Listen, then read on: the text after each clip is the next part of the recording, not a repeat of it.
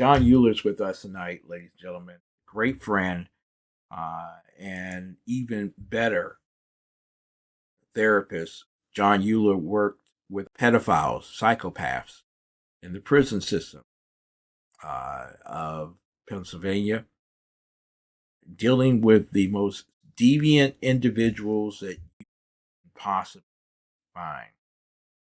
Tonight, we wanted to talk with you about the sexual deviancy that is posed to be accepted as normal, and how America seems to be conforming to the abnormality of pedophilia and sexual deviancy, adult attraction to young children. And tonight we are talking with him. This is the second part of that conversation. The subject matter is Sam Brinton. Sam Brinton, arrested a few months ago for stealing a woman's bag filled with $2,300 worth of clothes. He was arrested this week in Las Vegas for doing the thing again. The reason why I believe that this is a very important conversation, and I'm not going to let Jon do this, but I will say it because I'm not authorized to say it, because I don't have any in that regard. I don't have any papers written. I don't have anything on the wall. But I think that this is a pretty sick pup, Sam Brinton. And he is one step away from moving from one level of bold psychopathy, the white collar level, to a more malicious one. Because when you are no longer afraid of committing the deeds that you do in public, on camera, you have no fear. That is a scary thing. Jon Uhler with us tonight, much more accomplished in this particular area, and notable because I accept him because Dr. Reisman made me to. She said, make certain he comes on your television. And we made certain that that was possible. Jon Uhler, God bless you, sir. Happy holidays to you. Merry Christmas. Welcome. Pleasure to be with you. I encourage everyone to tune into your program at 8 p.m. on Fridays. The reason why Jon is so powerful is that over 17,000 people checked in to watch his program on Friday after Thanksgiving. And Jon does a wonderful job with relationships, and including the clip that he played earlier tonight when a psychopathic father set up his equally psychopathic son for merriment in the household. It seemed, and this is where I'm going with this, because we're going to set it up, because we got a lot of slides we want to show you and get this through for everybody. But it seemed that the mother is kind of like America. Just let it go. It's okay. The Thanksgiving food is on the floor and on everybody else. Everybody's upset. Dad's upset. Kids running out the door, yelling and screaming at one another. Wall has been hit.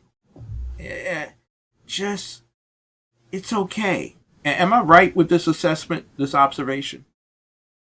Absolutely. Let me qualify a couple of things. Okay. Ken, and the only reason I'm going to qualify it is because if we're doing our job right, we're going to have a lot of people reviewing what we're talking about right now, because we're dealing with somebody who is at a very high level in the federal government.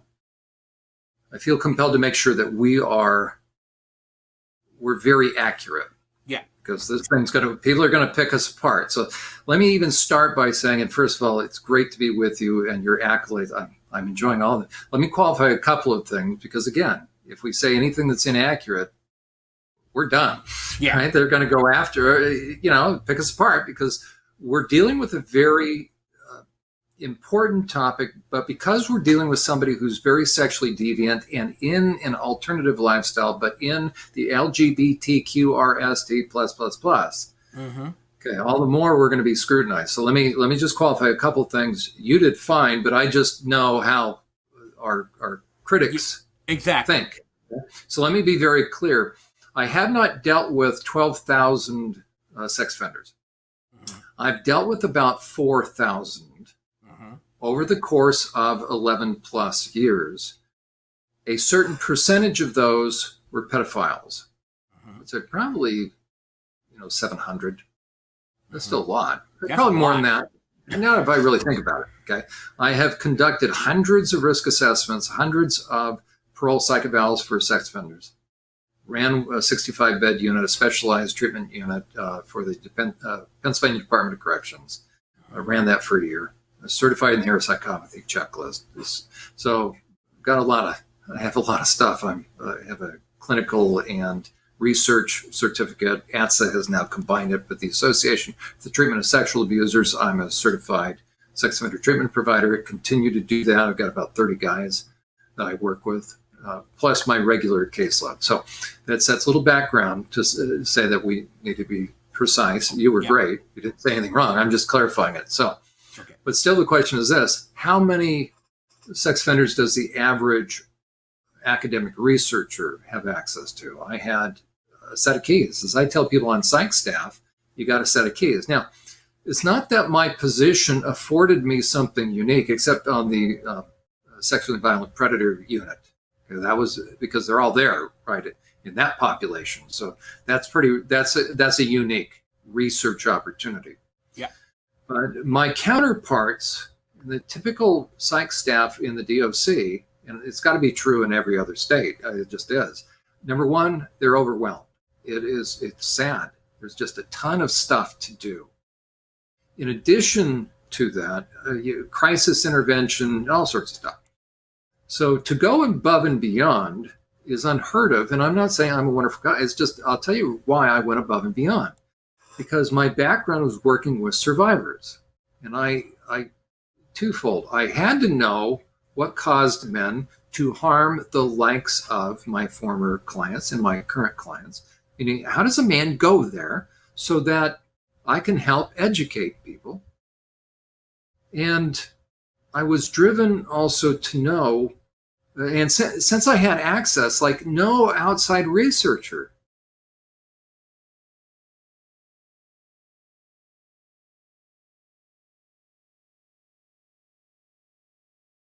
This study actually starts as a story almost a decade ago in Halifax, Nova Scotia, where Mike Woodworth, who will be dialing in soon, and I were PhD students in psychology. He was on a clinical track, which means he's somebody that works with people. In particular, he's a forensic clinical psychologist, so he works with people both that in an everyday clinic, but also in prisons. And I was an experimental psychologist. I study how people use language, and in particular how people use language in online contexts on the internet. So I study, for example, deception. He was interviewing psychopathic and non-psychopathic homicidal killers in a maximum security prison in New Brunswick.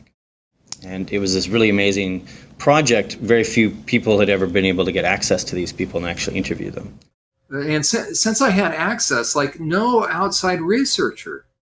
And it's funny because I didn't really want to work initially in the DOC, but I figured if I'm there, I mean, James Dobson had a few hours to interview Ted Bundy. That was one day for me out of days and months and weeks. My experience with, I'd say pornography generally, but with pornography that deals on a violent level with the sexuality, is that once you become addicted to it, and I look at this as a kind of addiction, like other kinds of addiction, I would keep looking for more potent, more explicit, more graphic kinds of material. Like an addiction, you keep craving something which is harder, something which gives you a greater sense of excitement, until you reach the point where the pornography only goes so far. You reach that jumping off point where you begin to wonder if maybe actually doing it will give you that which is beyond just reading about it or looking at it. That was one day for me out of days and months and weeks, I had access to the most heinous of individuals and the full range of continuum of offenders. So I took full advantage of it and dug deep. At some point in time, I will publish. But on my two sites, SurvivorSupport.net, churchprotect.org, and my blog, SurvivorSupport.us, you can see a lot of what I've produced. And what I discovered is there's quite a few urban legends. There's a number of urban legends out there. And so we'll start to cover some of these charts that I developed. And an outside researcher is not going to have the time to really dig deep. And plus, they're reliant upon what comes out of the offender's mouth. Yeah. Okay, when we're talking about somebody like Sam Brinton, it really matters because he's in a position that he's overseeing nuclear waste, number one. So he has the highest of clearance, so he can be easily blackmailed. But on top of it, his actions now demonstrate he has a criminal mind. And what do we mean by that? There's a certain description.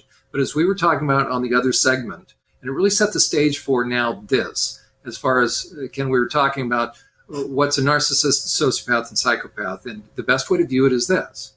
On a continuum of a scale of 1 to 10, really -1 to -10, if you get off the straight and narrow, you're going to start going downhill. I kind of say it like that because it's like stair-stepping, thumping down a hill. Okay. The thing that will cause you to get off the straight and narrow is self. For on the straight and narrow, it's the road of humility. The moment I don't want to be humble and I start to think of myself more than someone else, two things happen. My ego, my selfishness starts to grow like snowball, and I start to progressively view people instead of being of value. I start to value them for what they can do for me. So I start to objectify. Now, whenever you hear the term, most of us, they objectify someone, we naturally tend to think of sexual objectification. But objectification simply is this, that instead of having a mind that thinks God's thoughts, which means this, I value people the way God wants me to. I have a high estimation of them and a low estimation of objects, and I love people and use things. The further I get off the path, it inverts to where good and bad, right and wrong gets inverted. And various things happen inside of me. And modern science comes along with brain scans and shows the proof of that, of Romans chapter 1, which uses the term reprobate. Reprobate is a metallurgy term, meaning it's no longer good for its intended purpose. That does not have to do with the brain, the white and gray matter. It has to do with the way the brain processes and not because of trauma. And how you know that a predator is different than somebody that was hurt. So there's a sex offender treatment now is under the umbrella of trauma therapy. That's very dangerous because the guys that we're most worried about, the guys that I'm most worried about, are the sophisticated pedophiles. And the sophisticated pedophiles were not sexually abused. It's pure deviance. Deviance is that stair-step process down. Now, there's been deviance forever. And the naysayers hop on this because what I will say is this. The one common denominator that Judith Riesman pointed out, the one common denominator underlying 100% of every single sex offense, get a load of that. You'll never find an exception that before a guy gets busted for any kind of sex offense, he's deeply steeped in pornography. 100% of the time. You will never find an exception. I've looked through thousands of criminal files. Okay. 100% of pedophiles are busted with child rape porn. They call it child porn, but it's child rape porn. About 98% are also charged with the distribution or dissemination, meaning they've either produced it or they're passing it along. Okay. You will never find an exception that a pedophile, once he's finally found out, and that's key. Why wasn't he found out sooner? They're the world's greatest liars. The simple ones, the ones that don't have high IQ, they're busted ahead of time. What's the IQ of Sam Brinton? Probably higher than mine. I didn't go to MIT. He's a bright man. Bill Clinton, pretty darn bright. You've got really bright individuals. Bill Gates is really bright, but they're Epstein, really bright, but they're really dark and deviant. So they're given over. John, yes. if you could right here, what is the difference between someone who is deviant and someone who has been pushed per se? What is the comparison to the opposite of deviant? The opposite of deviance, well, deviance is a category that basically, excellent question. I'm sorry, because I traffic in this, so to speak, so much. This is my line of work. I forget. So thank you for giving me a chance to clarify. Picture it on a continuum. It starts first with attraction. Everybody's attracted to something, right? Meaning, long before I'm going to get into porn, I have the potential to be attracted, and that's a good thing, right? I meet my spouse based upon attraction. Yeah, exactly. Once attraction, there we go. So once attraction starts to move into lust, now it becomes self-centered. It's selfish. We all fight that. Steve Arterburn wrote a book called Every Man's Battle. So attraction can move into lust when self takes over. Lust has a fair degree of continuum. Lust will transition to the next stage. And it's a big stage downward. That stage is this. It goes from being attracted to then being into this for me, so self-gratification, and the objectification process now has started. So when I lust after someone, I'm already objectifying them. I'm now becoming different by degree because I'm violating my conscience. And again, psychopathy has three primary things. Violation of conscience, and therefore I lose empathy, and I'm not sorry. So I lose remorse. Okay. As someone continues down that path, that progression of objectification, what they can do for me, grows, and my care and concern about them gets less. A normal man needs to know that his partner is along with him, so to speak, and enjoying herself. Yeah. If she's not enjoying herself, he cannot get aroused. He cannot maintain an erection. That's a guy that is even into lust, but that's a normal man. He hasn't progressed into deviance. Okay. Once deviance takes hold, it starts to shift into, instead of relationship, now it's self-oriented, and now I'm starting to care less about that person. Think about a guy that uses a prostitute. Now, the highest paid prostitutes know how to fake it. Why? Because they know the guy wants to feel like she's along with him, so to speak. Yeah. But if she were to say, oh, I really need to, right in the middle of it, look at those spots, I need to clean the cobwebs, right? The mood would be gone. But somebody who's starting to move from lust into objectification is not about mood any longer, because that has to do with relationship. It's now moving into affect. Now it's about, did you get some? How far did you get? Now, and that's high school talk. Now it's, as a matter of fact, I'm going to qualify this term, but think about it. Okay. There used to be in common vernacular called snatch. Now, some of you may know what that means. We're talking about female anatomy. Think about that word.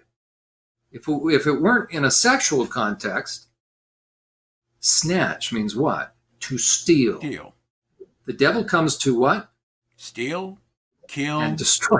Okay, Jon so how far did I get? Meaning, how much was I able to cross her boundaries? How much was I able to steal what? Innocence, trust. So now I'm now, if I'm a deviant guy, if I'm going down this direction, I'm getting an erection over knowing that I'm not valuing her and I'm starting to negatively impact her.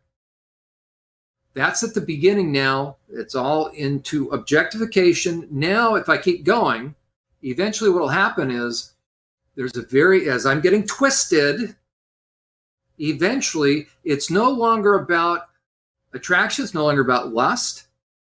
It's even moving through objectification, or that process is happening. Now it's about having an effect, a detrimental effect, a lasting effect, where I then get sexually aroused over knowing I am harming another person, where I don't want them to enjoy themselves. As a matter of fact, I don't care, and I really want them to be in pain. BDSM. I get off knowing that that person is screaming. And we're in the beginning of psychopathy now. Now, as I'm moving downward, what'll happen is this. The object of what I am desiring is now moving from adult to child always. And what I'm driven by, because now I am entering into deviance, I'm also driven, here's what is entering into the realm of psychopathy means. I'm driven to not only have a lasting impact on the other person, negative, and not only to harm, but now to mar and scar and defile. And it already was defrauding. This is a crass example, but I use it for the guys in sex offender treatment. A snow drift of pure snow, and a guy comes along and urinates in it. Ugh. Why does he do that? Wants to leave a mark. That's mild compared to what we're talking about. Okay, so what you have, if people are tracking with me, you've taken a psychopath and you've overlaid sexuality on it. And so now it becomes a tool to harm and to scar. So it's Satan, the devil comes to steal and destroy. And destroy. Right? So now we are destroying. So we have what I found was 8 categories. What the way to understand sex offenses, and this is going to then set the stage for dealing with Sam Brinton. And Ken, how much time do we have? I just need to gauge. We got 30 minutes. Okay, there we go. Okay. This is the way to understand sex offenders, because the smarter the guy is, the less he's going to get, the less overt he's going to be.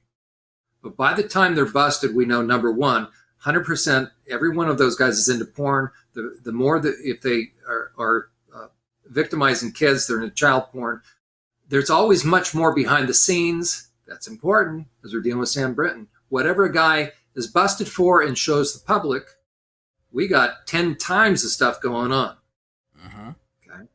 The way to understand sex offenses is not trauma. That is a misnomer. Okay? And that's flipping sympathies. Our sympathies need to go with the victims. Our sympathies need to go with those women, with Sam Brinton, the women that lost their suitcases because this deviant guy is stealing women's underwear. How can you say that? What I say to that, whoever's going to defend Sam, is you prove that it's not. It's not up to me now to prove that I know. It's now Sam that has to prove that he wasn't. And if he wants to prove that he wasn't, show me the underwear. Well, he doesn't have it anymore. What are you talking about? He opened up the suitcase. He figured it out that, I didn't check a bag. Now I got women's clothes. Oh, it's not mine. What's any normal person going to do? You're going to return the bag. What does he say? The MIT graduate that heads up a federal agency says, I didn't know what to do. Okay, I'm feeling better. Guy that heads up nuclear waste doesn't know what to do. He has a bag that accidentally got in his possession, but what does he do? He empties it out, supposedly leaves all the articles of clothing.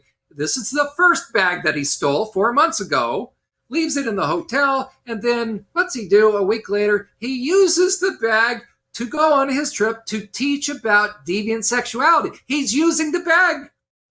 Yeah, what happened to our bright MIT guy that heads up federal agency that's teaching people about deviant? Didn't he know that wasn't his bag? He's lying through his teeth. Major updates tonight on Biden's so-called nuclear energy expert. We got our hands on the criminal complaint filed in Minnesota against Sam Brinton, who goes by they, them pronouns. And it sure paints Brinton, the college kink lecturer turned nuclear deputy assistant secretary, as a criminal. The complaint says on September 16th, Brinton intentionally and without claim of right took a woman's luggage from baggage claim at the airport. Our friend Sam didn't check any luggage, so why was he picking up luggage at baggage claim? It looks like Sam was doing some shopping. They used to call that stealing. He was caught on surveillance video, taking the woman's bag and ripping off the luggage tag. Then Sam was seen leaving the area at a quick pace. And that checks out because when you steal a bag, run, Forrest, run. But this wasn't just any bag. This was a $2,300 Vera Bradley. And Sam liked the bag so much, he was caught with the same stolen bag on at least 2 other trips. The last time he got caught, police called him, and Sam said he was innocent, and the clothes in the bag were his. But then a few hours later, Sam called the cops back and said he wasn't being completely honest. What was Sam's excuse? Well, he said he was tired, and he thought the bag was his. I guess Sam was so tired he forgot he'd never checked a bag, and he was so tired he saw a bag that he'd never owned filled with clothes he'd never worn and took it. I know it's exhausting working for Joe Biden, but I didn't know it was that exhausting. Our little Sammy says he got to the hotel and realized the bag wasn't his, and then he got nervous. So he left the woman's clothes at the hotel. I guess the clothes weren't really Sam's style. We know Sam has a pup play fetish, loves leather dog masks, so maybe the clothes were just too plain for his taste. Maybe not, though, because as of October 27th, when the complaint was filed, no clothing was found at the hotel room. So he did steal the clothes. And as for the bag, Sam said it was too weird to leave that behind at the hotel because we know our friend Sam never does anything weird. So I'll tell you why he didn't return the clothing is because he used it deviantly to masturbate it. Ooh. That's all. so disgusting. How do I know? Because I've worked with sex offenders. That's why men steal underwear. Now, let me get, this is the hard-hitting stuff about why does a guy steal women's underwear? By the time a man steals women's underwear, folks, I need to tell you, ready? I'm a sex offender treatment provider. I'm going to tell you behind the scenes. By the time a guy's stealing underwear, he's now on the cusp of really violent stuff.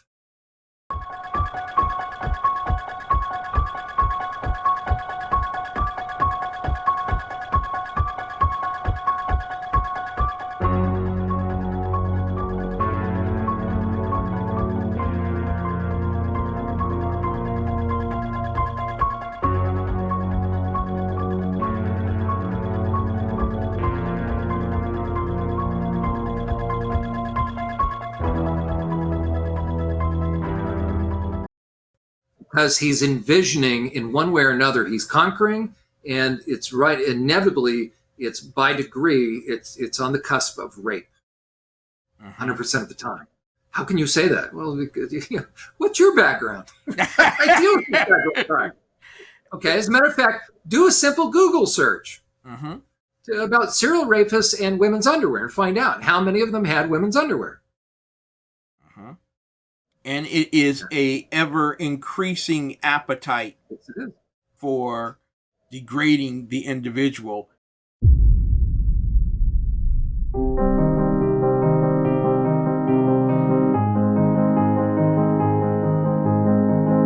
Through research and especially through SPECT scanning, we show that it's a brain problem because we actually see that there's areas that are overactive or underactive. You get this rush of adrenaline, so he gets that high, that whether it's masturbation or whatever it is that gets him to that point. But then you have this, just say like cocaine, after it's over though, you'll see this decreased blood flow again to the prefrontal cortex.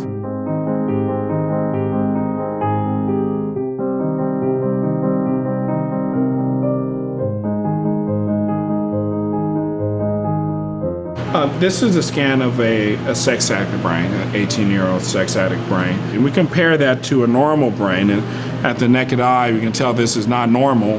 Now, if we compare that to someone who has cocaine addiction, this is a person who has cocaine addiction. As you can tell, in the prefrontal cortex and the parietal lobe, they're very similar, although you don't see the top part of this brain. The scalloping is about the same if we looked at this sagittally.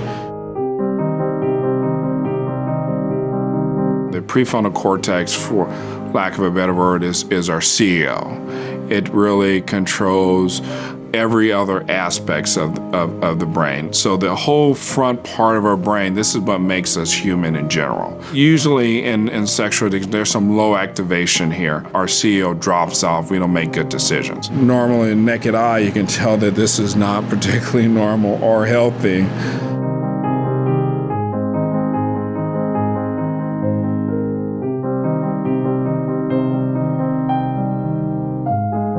This person's just not using as much brain because they're used to using the sex and other things to make their brain active. So the excitement of pornography. So we'll see a lot of the same deactivation from cocaine and sexual addiction. You can tell again from someone who's a normal brain, we obviously don't see that degree of scalloping. It takes over the mind. I want to go over real quickly the 20 traits of a psychopath for those who are following along at home. The number one thing that you will note about a psychopath is they are pathological liars. They can't stop lying, even about the lies that they lied about. Can you confirm that, sir? 100%. And by the way, what you'll hear a lot of times is they've lied so much they can't tell the difference, and they actually have convinced themselves that that's all hooey. A liar knows he's lying 100% of the time. The reason why we say, like any lying isn't pathological, number one. But what they're meaning is habitual. It's all the time. Isn't that funny? So what I would say is that, now this comes from Robert Hare. And again, I'm certified through the PCLR. Okay. But what I'd say is this: what lying isn't pathological? So that's an interesting thought about it. Okay. But what he's talking about is every time his mouth is open. Well, that means he's in politics. Correct. Finance. Correct. That's why I tell you, there's a lot of psychopaths. It's not rare. As a matter of fact, Robert Hare himself said he hadn't worked with guys in prison, which he didn't really. Okay. He would have worked. He would have researched psychopaths on Wall Street. Mm-hmm. That means Robert Hare himself has just said they're not rare, and they're not. Exactly. Now, what I'm convinced of this: if we could scan the brains of everybody on Earth, everybody around our Thanksgiving table, and by the way, a little additional trivia. That family in the film that I showed, that I'll continue on my program next week, neither of those are psychopaths. And I'll tell you why. The guy's a pig. Now, would he be in there? I don't, but he wouldn't be a psychopath, because a psychopath has to have the last word, last say, last laugh, and is sadistic and gets off on knowing that he's putting the other person in pain. Now, there is that part where you see that dad, he knows he's pushed the kid's button. Yep. That's why it's best viewed on a continuum. Mm-hmm. Okay. That kid is what we would call histrionic, might have borderline personality disorder or whatever. But to your point, they're both chaotic. They're both out of control. They're both wrecking everybody's meal, and they don't care. They're so self-absorbed. So that's why it does take time as you're analyzing different people to figure out, okay, what do we have here? With the pathological lying, that's one. So I would concur. But I'd say, meaning he lies all the time, and here it is, he's proficient. So we're going to go over the 20 traits. Let's do that, because then that'll set the stage for Sam Brinton, and we'll then look at some of the charts. So pathological lying, what is that? Well, any lie is pathological. What it means is he can do it with finesse. That's why they love going into the ministry. Wow. 2 Peter chapter 2. Can you say that just one more time for the... Okay, absolutely. My Bible says what it says, and I am what my Bible says. We used to call them snake oil salesmen. Thank you. Okay. The wolf in sheep's clothing. What was Judas? If anybody, there are a lot of people that have been demon possessed. There's only been one person in all of human history that's been Satan possessed. It happened twice. You got to be pretty bad to be Satan possessed, but nobody suspected him. Even Peter, when Jesus said it's him, then say, Lord, who's going to betray you? And he said, who am I going to dip the sop in? And so Peter didn't even get it. Peter would have tackled him. Peter was going to take on the entire Roman cohort. So it just didn't click. And that's the art of the psychopath.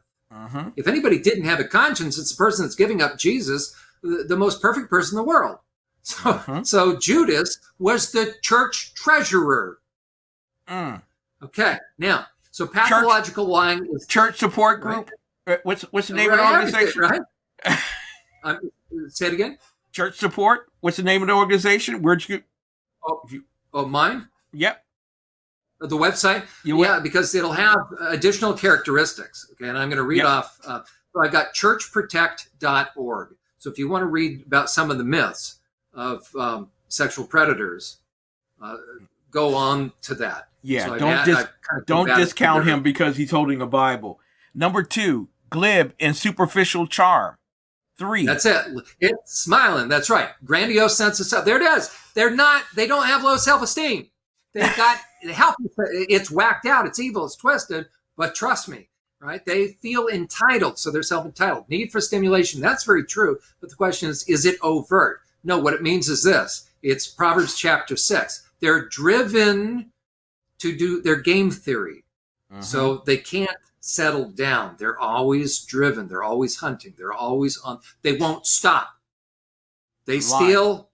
They ain't brain dead. So they're going to steal, knowing of all places, an airport. It's always under surveillance. I'm going to steal this bag. Why do I do it? Well, I'm brain dead. I forget. What? I'm an airhead kind of thing. No. Why? They're driven to play on the edge because they love playing good people for fools.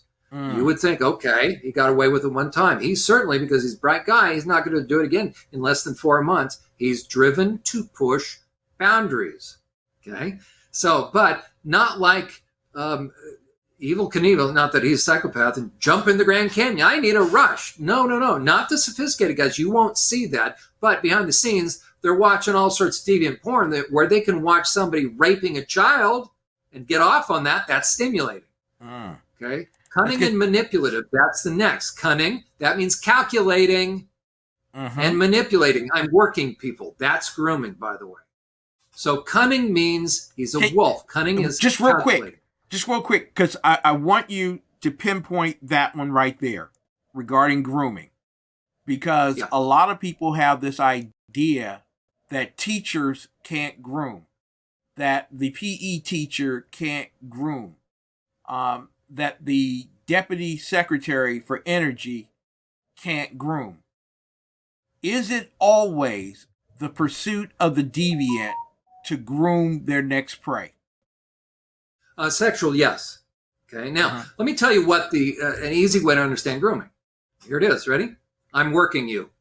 There you go. That's all. Meaning, I want what you got. If I'm financially grooming you, I work on a car lot. There you go. To those that work, right? What am I going to do? I know you can't afford it. I'm going to upsell you, even if you can't afford it. Why? Because I want to go on the cruise. I want to go on the trip. Right? So I don't care if you can't make your car payment. Then why am I doing that to you? Because I can. Okay? Because it benefits me. That's a sociopath. A psychopath does it because he enjoys. It's not even so much for the cash. That's the difference. The sociopaths for the cash, for the trips. They sell X number of units and they get to go on the cruise or whatnot. A narcissist wants the plaques. Okay? Right? They have the office with all the plaques. A sociopath doesn't care really about the plaques. He wants, at the end of the day, he wants the points to be able to go on the trips. He wants the good stuff. That's what satisfies him. A psychopath is who gets the power and who pulls the strings. Okay? That's the difference. So a narcissist, it will go away if he doesn't get the accolades, kind of thing. Sociopath will go away if the cost starts to outweigh the benefit, but it won't be personal to him. A psychopath will have to have the last word, last say, last laugh. If you leave the car lot, he's going to make you pay in one way or the other. He's going to pop your tires. That's psychopath. Okay. So very different by nature as far as how they're going to respond. So sexual psychopaths, we're going to make sure somebody's in pain, and hence BDSM.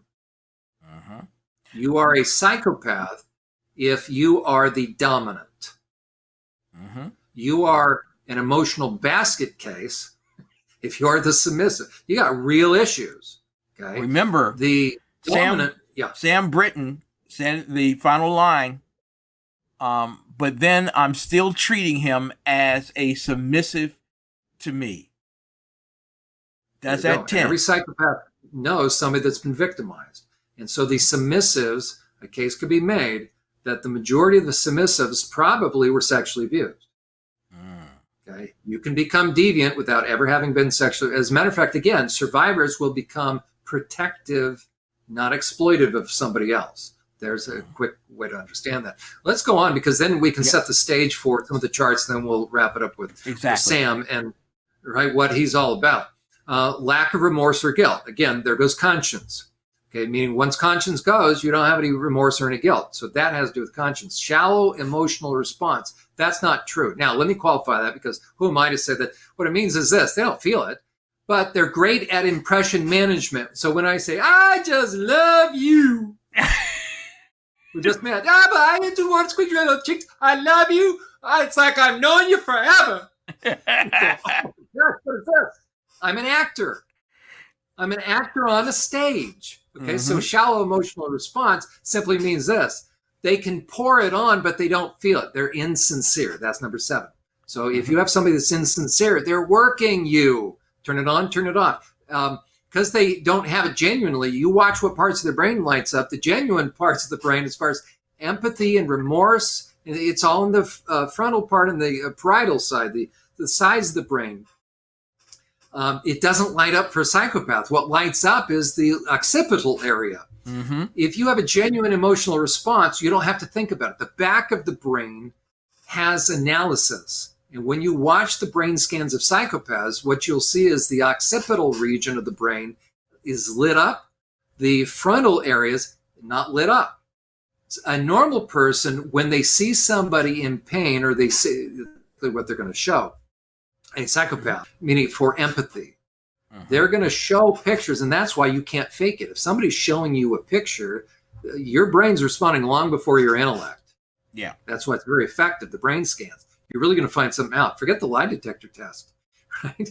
So they're going to hook up our brains, and our brains are going to respond and react the way we do. You can't fake it. So a normal person, there'll be a lot of activity when conscience and empathy is engaged. It's in the side of the brain and the front of the brain. It'll light up. Very little in the back of the brain, because somebody who is a normal person doesn't have to think about empathy. You naturally feel it. If you see a picture of somebody that a boy fell over, a kid fell over and skinned his knee, you don't have to think about that. That's natural. A kid gets his hand or her hand slammed in the car door, right? Or a dog hit by a car. Those are not, you don't have to first guess where the activity is. There ain't any activity up front. It's all in the back. And when you'll find that is this. When they're working you, they are figuring out what kind of response, and this is so important when it comes to Sam Brinton and the rest, or Wolf in Sheep's Clothing in church. It doesn't matter where. They're gauging their response based upon what you need or want to hear and see from them. They're going to tell you what you want to hear. And they're moving you in a certain direction. That's why cult leaders, that's why in the trans deception, it implements cult-like techniques. Keith Raniere and Allison Mack of Nixium, Epstein, and Ghislaine Maxwell. They're masters of manipulation. That's why they can turn it on and turn it off. The famous scene about Bill Clinton comes out of Ron Brown's funeral. He's looking away from the camera. Tony Campolo sees the camera, and now he's got this little dilemma, and Tony Campolo's conflicted. There you go. That is on my blog, by the way, The Art of the Spin of the Sophisticated Manipulator. When a psychopath or a sociopath, but primarily a psychopath, when he's cornered, I've listed out what are the predictable stages. Go to my blog, SurvivorSupport.us, and look up that blog post. Okay, I use Bill Clinton because he's the classic white-collar psychopath. James Fallon uses him as the classic psychopath. Robert Hare uses Bernie Madoff, who made off with everybody's money from the NASDAQ. Okay, so these are all white-collar psychopaths. And we wouldn't be at a loss if we added Brinkman Fry to that particular list for FTX. Correct. There we go. Okay, so it's anybody that has no heart. Okay, but if you're not sophisticated, people are going to catch on. Well, you're not going to get what you want. right? A low budget, what I say, a low budget psychopath has to use a weapon. Right? They're just straightforward. Well, they have a short shelf life. They're going to have few victims. One victim is too many. But like the serial rapist and murderer, doesn't have, compared to a pedophile, doesn't have a lot of victims. And I'm not minimizing the victims. Yep. But, 20 versus 400, right? If you perp on someone, now you have a bloodless victim, a bloodless crime that they will spend the rest of their life being scandalized. That's what Jesus said. The word millstone is scandalon, to scandalize. They'll spend the rest of their life having to get over what happened to them because they're stumbling over it. Let me keep going because down through this list, because I want to add a couple of other things that are not there. So shallow emotional response, meaning it's not sincere. Callousness and lack of empathy, they don't care. A parasitic lifestyle, it simply means this: they're opportunistic. Right? They want what you got. Okay, but here it is. This is everybody in politics virtually. 100% of the Democrat leaders. Exactly. Now, I'm not saying Republican versus Democrat, but think about it like this, right? These are people that are feeding off the public trough that make a life, a career of doing what? Okay, so this is to be a good politician. Sadly, it's different than a statesman. Okay, so parasitic lifestyle. They're not producing anything. They're just sucking the daylights out of somebody. Okay, sexual promiscuity, virtually always, right? Early behavior problems. That's not true. Okay, now the impulsive and what's called antisocial personality disorder. Now, Robert Hare, when he did the PCLR, did a wide net kind of thing. So I would say, yes, of course it's true. Early behavioral problems. But here's the deal. Those are not the Sam Brintons that we're talking about. Meaning those aren't the sophisticated psychopaths. Early behavioral problems will start to have a paper trail. Of course, Ivan the Terrible was horribly abused, and he had early behavioral problems, killing animals. Right? A lot of the psychopaths that have harmed women, it's very interesting. Think about the serial rapists and murderers, by the way. They usually have, almost always will have adult victims. Ted Bundy, did he have any child victims? No. BTK killer, did he have any child victims? No. He broke into a home. Some younger kids were there, and he killed them because he didn't want evidence. How about the Green River murderer? How about the Night Stalker? Those are all adults. That's how bad pedophiles are. And I've had serial rapists and murderers want to kill the pedophiles in my sex offender treatment group because that shows you how bad pedophiles are. Exactly. Okay, so the behavioral problems are the reactive ones. Sam Brinton and Bill Clinton did not have early behavioral problems. So they weren't abused. Okay, lack of realistic long-term goals. That's for the impulsive ones, the low-level guys that I'm not too concerned. Of course I'm concerned about it. These are the guys that wear the trench coats, are driving around the park with the vans, okay? These are not the ones that go into politics and finance. So you have long-term. Bill Clinton knew he wanted to be president. Hillary Clinton knew she wanted to be empress of the world. Okay, now, impulsivity, not true for every psychopath. So this was a big net that he threw. I want to add this. So here's my own finding, and you can find this under SurvivorSupport.net under characteristics of predators, part 1. I added this. Okay, that what the PCLR items, what they're missing is what should also be added. So the Sam Brintons and the politics, finances, ministry, athletics, teaching, a lot of positions where they are mandated reporters. Why? Because psychopaths get a high off of working people, playing good people for fools. Sexual psychopaths, they love putting it out there. That's half the thrill of it. It's game theory. So they will tend to gravitate to positions, to careers where by nature they are mandated reporters. Why? Because they have access to ready-made pool of victims, and they get to sign on the dotted line that they promise to adhere and abide by the sexual abuse reporting mandates and the boundaries. And so time and time again, you hear churches say, we have strict child protection policy. We've got this policy, and we make sure we do a background check. We make sure that everybody signs, and they've signed it. So we have strict, right? We know that our church is safe. Why? Because we've done a criminal background check. Well, they did it on everybody in politics. A strict background check, and everybody has been trained on sexual abuse reporting and the red flags of abuse. And then they signed that they promised they wouldn't cross sexual boundaries. Okay. Hello. We'll okay, hold them now, to that. Yeah, you hold them to that. Because Sam Brinton did.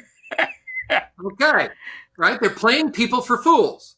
Exactly. That's what Drag Queen Story Hour is all about. That's what furries are all about. It's right in your face. And parents will hand kids over to them. Now, here's some things I'm going to add that should be in the PCLR. Okay. Yeah. What I talk about is this. From my 11 years plus working with thousands of sex offenders, what was revealed is that the PCLR is not entirely accurate because of this. It misses the primary factors for the most sophisticated kinds of Sam Brintons. I mean, so sophisticated kinds of manipulators, shall we say, psychopaths. Okay. Now he is within the realm of psychopathy because he's stealing bags and he has no empathy about it. Okay.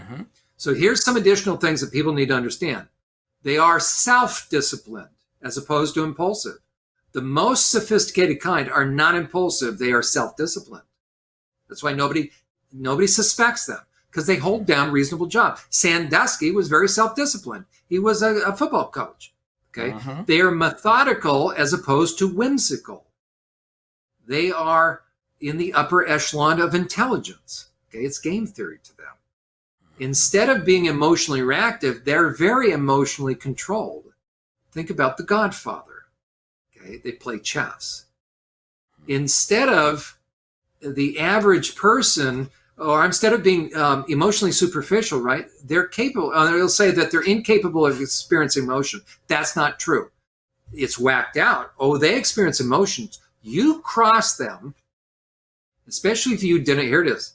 If you want to see a psychopath react, they'll never react over anything except for this: denying them the last word, last say, last laugh. You put boundaries. Now it's game on. Now their blood pressure goes up. Okay. Now, they're not impatient. They are very patient. Think about the wolf. Think about the wild animal. Think about the alligator. A predator is very patient. And instead of impulse-driven and by fantasy, they can plan strategically. Now we can talk about people in politics.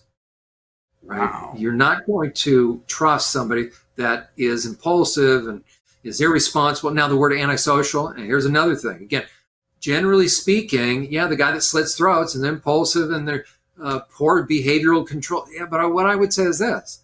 But we all understand. Those are the guys we said, you know what? He's always been a little off. Like at the, when you see somebody getting a bunch of fights and stuff, well, nothing surprises you. Exactly. It's the guy that you least suspect. Why do you least suspect him? Because he's so normal looking. Antisocial, by definition, antisocial personality disorder simply means this. You will not conform to society's standards, and you keep bumping up against the rules in an overt fashion. Give the middle finger to people. You're going to attract people's attention. You get the write-ups at work. Nobody's going to tell me. You get the tattoos. But the genuine psychopaths get themselves in position to rewrite the rules or the Constitution. Ooh. They'll put 9, they'll stack the Supreme Court. They'll be the Hitlers. They will right? send... Hitler never fired a shot, but they're very methodical. They play chess. So they're the Godfather. Would I be off center by saying that an individual that would send a black alphabet person home in exchange for the merchant of death might be a sophisticated psychopath? Yep, There you go, right? Now, let's talk about Brinton. Let's talk about the sexual deviance now. Yes. Because Sam Brinton is just one among many, but he's come to our attention because he was put in his position. Nobody can debate this. Meaning, if you're going to claim to be intelligent, everybody knows. So let's just put it out there. Let's stop playing games. He was hired, and so was Levin, because they are sexually deviant. And Biden is pandering to his base, which it's interesting because LGBTQRS, right? Those guys, Trans Lives Matter, the pushers, the activists, and BLM, and they're all for the destruction of society. Okay, the capital A that you see a lot, Antifa, that A is usually inverted. That is the second most widely utilized symbol in Satanism. Wow. The very first is the pentagram. That letter stands for anarchy. And that's why it looks like a V with the line across it. They invert it. Why? Because Satan hates order. Because when order, there's growth. And so God is a God of order. So they want to invert the order of everything, including sexuality. So the second most widely utilized symbol in all of Satanism is the upside down A, is the A. Why do we see that on the vests of Antifa? Why do we see Antifa out there guarding the drag queen story hour guys that are accessing kids in Texas? Wow. Because it's not what it looks like, okay, for the sexual deviant guys. Now, what I would tell you is this. Here's some non-negotiable, beyond debate. Any guy that thinks it's a reasonable proposition to dress in women's underwear has looked at porn, and a lot of porn. The more you put it out there, like these pictures, the more you've done this before. And can you imagine what you're doing behind closed doors? Because again, it's the thrill of the hunt and the effect, and they love putting it out there. So multiply this by 10, what they do behind the scenes. And guess what age, like the guys were looking at this. And you notice the LGBTQ, and even with Sam Brinton, what I would say is this, and this becomes, what you have right here is my post. And look at who I've linked to, including the American Psychological Association and the American Psychiatric. You also see WPATH, PFLAG, LGBTQ. These are all, right? I never got a response, by the way, and I'm still waiting for over 3 years. What I say on this post that they try to get me banned for, these pictures are out there. The one on the right is from a Pride Fest that happened in Dallas. And the one on the left is the winner of one of the year's RuPaul Drag Race, Queen Latisha, which is a guy. Now, these are real pictures. And first, are you more upset because we're showing this to you, or are you upset that these adult men, these are men, did this? What makes you more upset? Do you don't want to know that this goes on? Because this is what our kids are being shown through Soji Sex Ed. I simply ask this. So here's a very good screening question for anybody if you want to find out whether or not they're legitimate when it comes to the protection of women and children. Because these same guys will say that any of these kind of guys should be able to go into WeSpa or women's private spaces and into women's sports. Why do they want to go into women's sports? They don't care about stealing the medals, setting the records. That's toying. That's that psychopathic injury. They want to deny women of something. Same thing. Putting their hand on their throat and choking women, okay? They are going to get access to where? Into the locker rooms and shower rooms with their cell phone cameras. That's what that's all about. And it's the same thing why that same crowd wants men put in women's prisons, and 100% of them have harmed women and children sexually. About half have been convicted for it, but you can plea deal and plead it down so you can look like on paper you're not a sex offender. I have 2 guys right now in my sex offender treatment group that on paper they haven't done any sexual assault. Okay, so it doesn't mean on paper some guy shows you, assault and battery. Well, he pled it down. Okay, so 100% of the guys that want access, want to be transferred into women's prison. If I challenge anybody with any state, province, or country's prison system, if you want to debate whether or not you're sending dangerous men to put women at risk in prisons, that's what all these guys are all about. It's all traumatizing women, eventually to silence them. Why? Because women will still stand up against pedophiles. The ultimate thing behind all of this is the normalization, legitimization, destigmatization, but in reverse order, destigmatization, normalization, legalization of pedophilia. That's what all this is. That's the end game. They're doing an end run on age of consent. That's what this is. Exactly. Along the lines, William Dees was arrested earlier this year, one of the drag queen readers in Houston. Dees, and this was one of the criticisms, Dees had been convicted of sex crimes against 4 young children ages 4, 5, 6, and 8 in 2004. He was 16 years old at the time, so his public records are sealed. He also uses various aliases and genders, making it difficult to really know when he is at any given time. He is listed as a high-risk sex offender. In addition to that, number 3, Dees engages as a sex worker, as a transgender woman, and practices BDSM. Can you tell everybody what BDSM is, sir? Bondage, dominance, submission, and masculine. It's just all the whips and chains. It's 50 Shades of Grey. Wow. And Ken, let me ask the average viewer this. We got bondage, discipline, sadomasochism. There we go. Ready? The question is this. What's the difference between that and sexual assault? Good. That's what it is. I don't know. As a matter of fact, I post challenges that if anybody wants to come on my show and debate me or take a stand, what I say is this. Find me one individual, and you can put that deviant picture back up with those 2 guys. What I say is this. I would like just one leader from the LGBTQRS, okay, but the T, from the trans. I would like just one, including any of those groups, to come on to my program or yours, Ken, and take a bold stand to say these men are grooming these kids sexually and they should be arrested. This is the corruption of minors at best. We can only imagine what's happening. And here's my concern. People say we're no, we are pro-child protection, because I have a challenge to every therapist out there, every mandated reporter. If a child came up to you, let's say any one of these kids, the child takes his picture out and the person says, how was your week? So if I'm a therapist, well, how are you doing? There we go. So I'm seeing a child in therapy, let's say a 5th grade, 4th grade, 3rd grade kid, or this age. And I say, how'd you do? What was your weekend? Oh, I had fun. Well, I spent time with Uncle Sam. See, I'm saying Uncle Sam. Okay. Uncle John. I don't know, whoever. Okay. And I say, really, what did you do? Oh, we took pictures.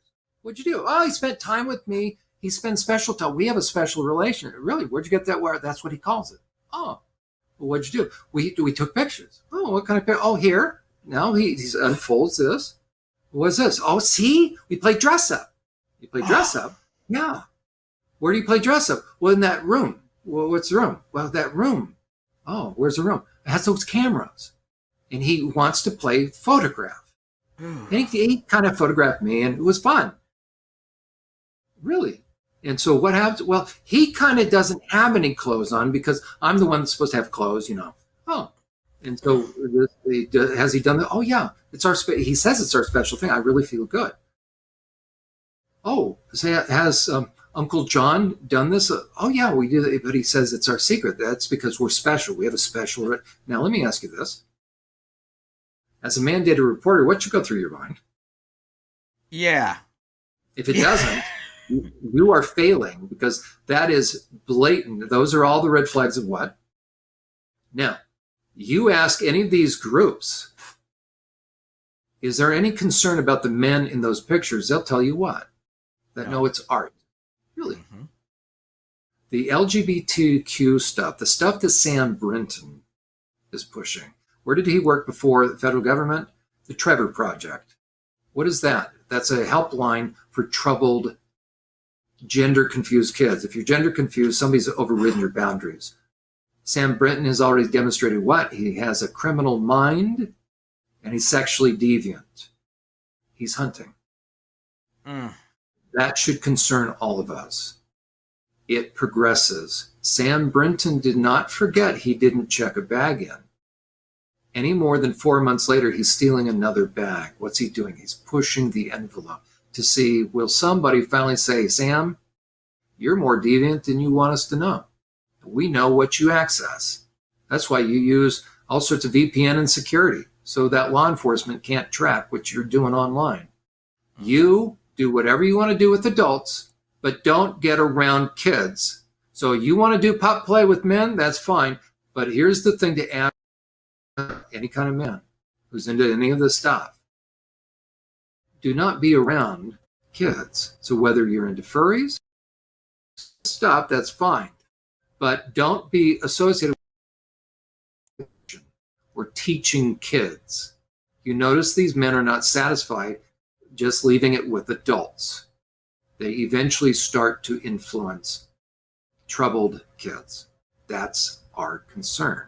And when you start stealing women's underwear, now you are raising all sorts of possibilities that you are doing very violent things to people. I want to close out with these 4 things with you regarding Mr. D's. Forgive me, not Mr. D's, but Brinton.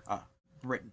The whole idea of sexual deviation as defined by APA when they used to be something of worth, given that all of them are divided into 2 larger types, sexual perversions and sexual perversions that are applied to a partner for the purpose of humiliating him, reducing his status, referred to in criminal jargon as lowering.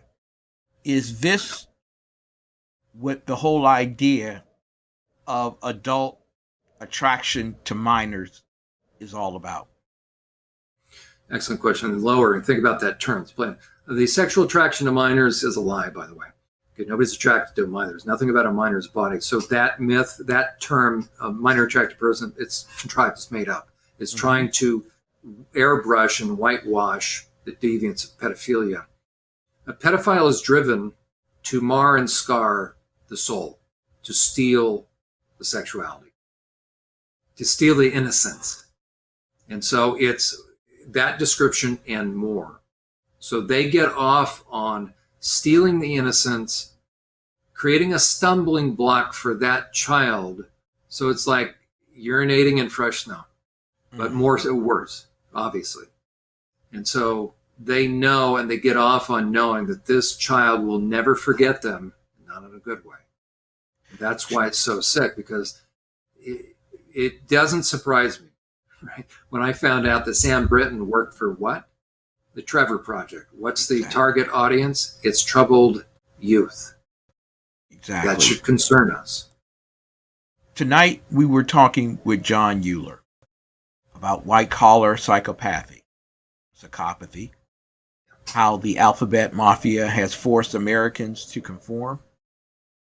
And I just want to say this, and I'm going to give him an opportunity to close here, because I think he needs to give you some vital information for the victim as well as the culprit.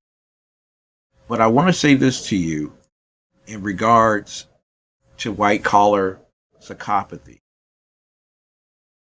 Individuals who wish to destroy, to steal, and to kill can never trust individuals who seek freedom, liberty, and justice. So they will never choose freedom, liberty, and justice for all. They seek to despise the individual, to lower them, to destroy them by every means necessary.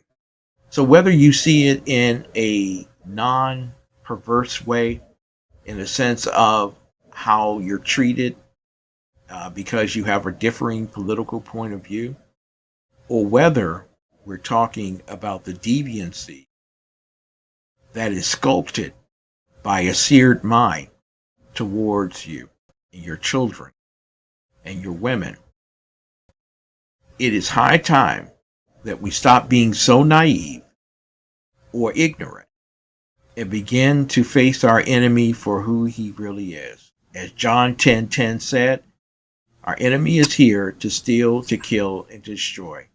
I'm going to tell you right now, you need to take your children out of any public environment that would destroy them, that will steal their innocence, that will kill their joy. That means homeschool if necessary, charter or private or some other institution at the next level. But there should not be a single child in a public school come September 2023. As what they have planned to do to your children from this day forth, especially with the codification of same-sex marriage, the paradox box is open wide, and your child will be the first victim. Jon, close us out tonight, sir. What should we have learned from all that we have learned tonight? Understand there are people that have become predators, and the more sophisticated they are, the less they look abnormal, because they are masters of impression management. They are after what you have, and the worse they become, the more they are after, for the sport of it, they're after harming what is important to you. And the most innocent among us are our kids. I want to emphasize there's a resource. If you do have kids in the public school system, you better get involved. We've seen what's happening in the school boards. There's a very good resource. I am connected with this organization. I'm the lead clinical member. It's called the SOGI International Task Force. It's a website that you can go on and learn a lot about all this deviant sex ed. And there's a toolbox, as it were, that can give you recommendations of what to do, kind of marching orders, so to speak, and very practical tools. That is SOGI, SOGI for sexual orientation and gender identity, SOGI 123. So SOGI 123 Task Force, all scrunched together, SOGI123taskforce.com. It's a very practical website, a lot of insight, a lot of videos. That's number one. Number two, you have to be vigilant and do not trust. If there's a man that appears uniquely interested in your kids, and the problem is fathers have to be told, you know what, you might want to spend time with your kids. Go throw the ball, okay? There's a man that appears uniquely interested in kids, especially by themselves. Be very cautious. Be skeptical. You have to be discerning. If a guy seems like a kid magnet, be very concerned and assume, unless proven otherwise, assume that virtually every guy is into a lot of porn. So he's, in a way, he's unsafe. It's sad, but better safe than sorry. Now, it doesn't mean get jaded. It means we need to understand. So if somebody, the more overtly deviant somebody becomes, I can tell you that 10 times that is going on behind the scenes. And it's very dangerous because ultimately also what's behind the scenes is exploitation and the trafficking of kids and minors. These people play for keeps, folks. Yeah. And you need to be protective. We need to guard the sheep. And the most sophisticated of predators love going to church. So go to churchprotect.org to adequately educate yourself. If you're part of a church, if you're a pastor or on staff, please take this seriously. It's not enough to have people sign on dotted line that they promise. We got background check, and everybody knows the child abuse policy. That a liar will easily do that. So exactly. We need to be on guard for these kind of men. Single mothers dating. What say you, sir? Ladies, be very careful. The pedophiles will work you and date you to get access to your kids.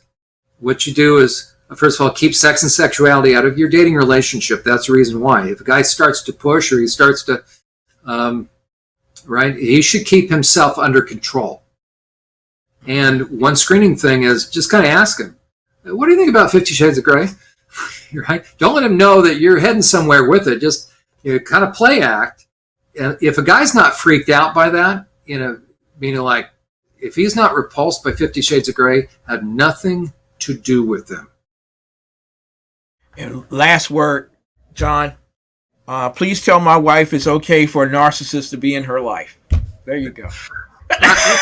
A lot of times we guys are maybe not even sociopaths or narcissists. We just have a slow learning curve. Thank you. But there you go. So be patient with us, but communicate. Right? That's what a relationship's all about. You know, I listen to my wife all the time. Yeah, you believe that, right? That's right. That's John Uhler, every Friday night, 8 p.m., Journey to Healing. Thank you for taking time out to save America tonight, man. God bless you. Thanks, Ken. It's been a pleasure. Great pleasure. Listen, ladies and gentlemen, if you have problems with your relationship, if you believe without a shadow of a doubt that this Christmas is going to be tough for you, New Year's is going to be tough for you, you need to tune in. You need to get in contact with John. You need to touch his life so that he can touch your life. And there, in the life change, we can have success. You don't have to struggle. It's what I'm trying to tell you. You don't have to struggle. And you don't have to be alone either.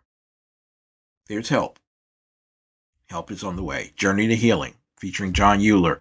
Friday nights at 8 p.m. Eastern Time on TECNTV.com.